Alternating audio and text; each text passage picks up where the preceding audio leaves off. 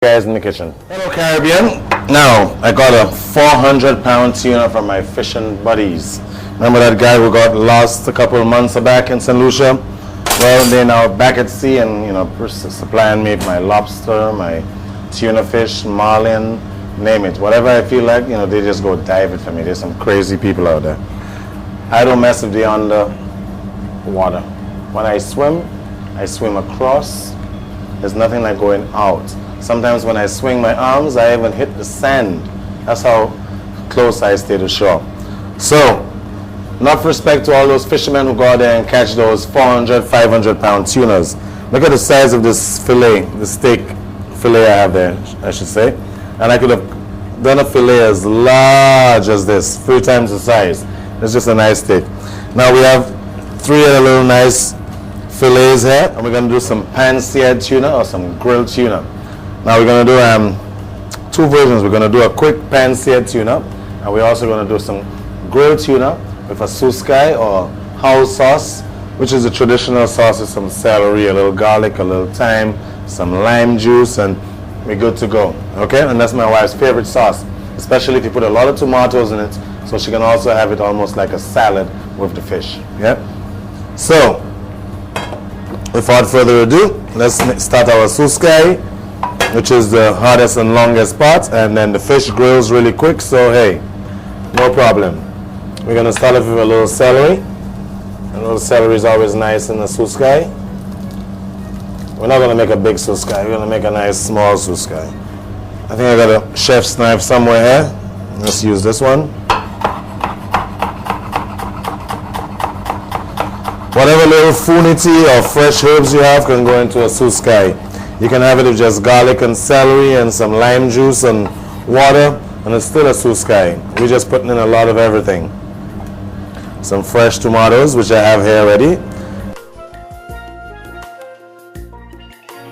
We're going to get in a little pepper, a little salt, and we get some garlic in here that we must have in a sause. You gotta have this garlic in here, and you gotta have your fresh lemon juice. If you don't have any lemon juice, you can use lime. If you don't have lime, you can use vinegar.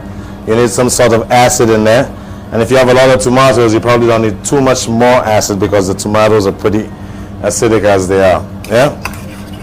Did I get some salt in there yet, boys? Yeah. Oh, yes, there is salt in there.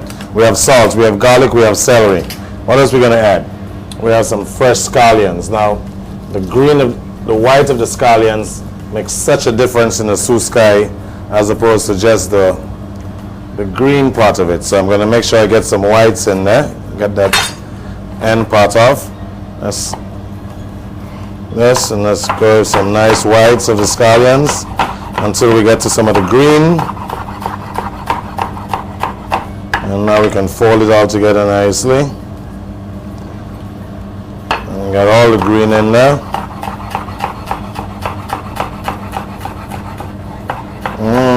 Doesn't have to be meat.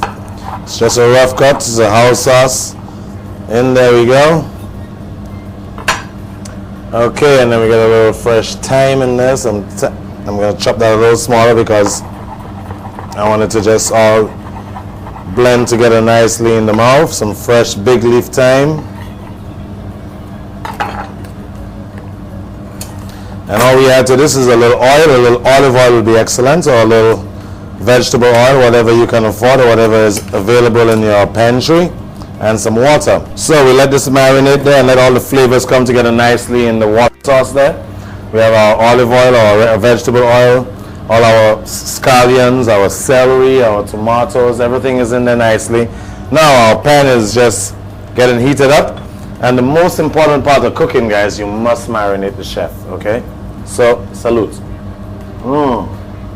Or else the food won't have any taste. Now, we're gonna pan sear our tuna with a little butter, and since our pan is hot, the butter is going to burn if we put it down immediately. So I'm going to just spread it over the tuna fish, so when it hits the pan, it just cools down a bit with the coolness of the tuna. Yeah.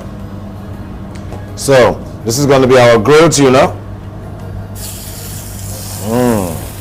And these two pieces are going to be our pan-seared tuna. Just let the oil get there. And this is going to be our pan-seared tuna. Where we're just going to just let it take just a little color and take it off.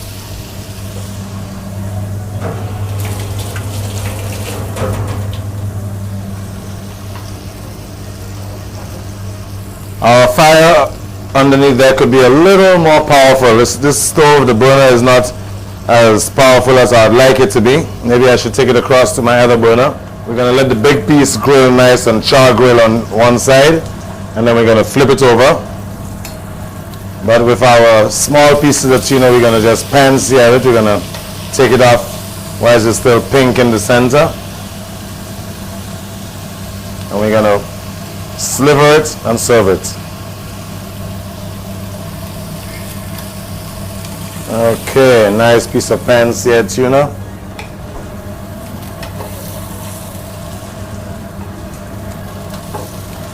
Okay, so this is what pan-seared tuna is all about. We have a nice cooked outside and a nice raw inside, and that melts with a little garlic butter. Look at this, Caribbean. This is awesome. A little butter on this. A little lime juice.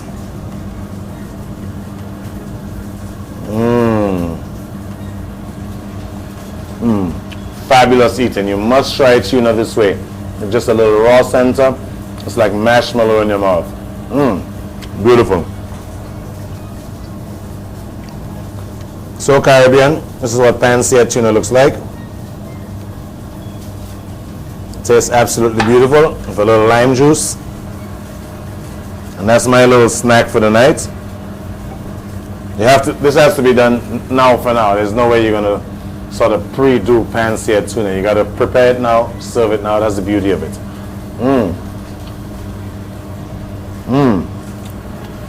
Now,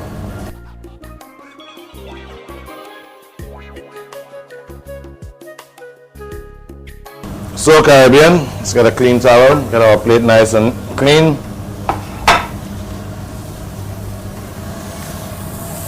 Our fish is done.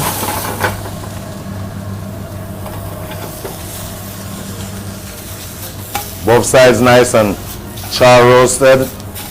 Whichever side looks prettier, you put it down right on that side. And you know this tuna is done, because if this piece was done and it's nice and almost raw inside, and slowly it cooks away, if you notice. So that's the best way to cook tuna, Caribbean people. You need not to overcook it, or else it's going to be like beef jerky. Traditionally, we've been overcooking tuna fish. Okay, guys? So let's cut out the habit. Okay, let's enjoy tuna the way it should be enjoyed. Now, this piece is not really overdone, but it's just char grill. Let me turn this fire off. The inside is well cooked, as you can see. It's nice and flaky and tender, and the heat's coming out of it. And we're going to drizzle our nice little sauce over that. Oh. And start chowing some sauce. You get some garlic bread and dip in that sauce and a little salad. Hey, this is heaven. This is my wife's favorite dish all time. It's a natural salad sort of sauce right over the fish, grilled fresh, and she's happy. She goes when she's done eating. And I'm sure you're going to do the same, because you're not going to have enough sauce. You're not going to have enough bread. You're going to try and savor the last bit. Oh, it's good food. Caribbean, let's take down the import bill. Let's eat local. Let's eat healthy.